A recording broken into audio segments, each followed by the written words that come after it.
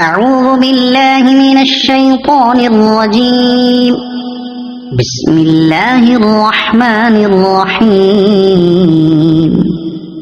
والنازعات غرقا والناشطات نشطا والسابحات سبحا فالسابقات سبقا فالمدبرات أمرا يوم ترجف الراجفة تتبعها الرادفة قلوب يومئذ واجفة أبصارها خاشعة يقولون أئنا لمردودون في الحافرة أئذا كنا عظاما نخرة قالوا تلك إذا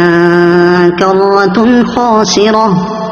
فإنما هي زجرة واحدة فإذا هم بالساهرة هل أتاك حديث موسى إذ ناداه ربه بالوادي المقدس طوى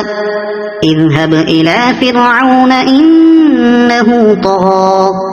فقل هل لك إلى أن تزكى وأهديك إلى ربك فتخشى فأراه الآية الكبرى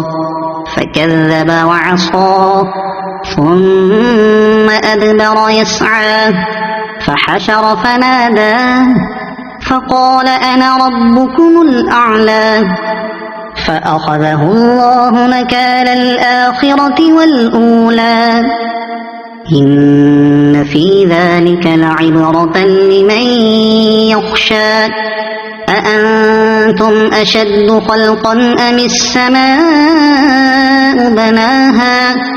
رفع سمكها فسواها وأغطش ليلها وأخرج ضحاها والأرض بعد ذلك دحاها أخرج منها ماءها ومرعاها والجبال أرساها متاعا لكم ولأنعامكم فإذا جاءت الطامة الكبرى يوم يتذكر الإنسان ما سعى وبرزت الجحيم لمن يرى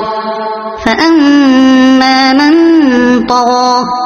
وآثر الحياة الدنيا فإن الجحيم هي المأوى وأما من خاف مقام ربه ونهى النفس عن الهوى فإن الجنة هي المأوى يسألونك عن الساعة أيان مرساها فيم أنت من ذكراها إلى ربك منتهاها إنما أنت منذر من يخشاها كأنهم يوم يرونها لم يلبثوا إلا عشية أو ضحاها صدق الله العظيم.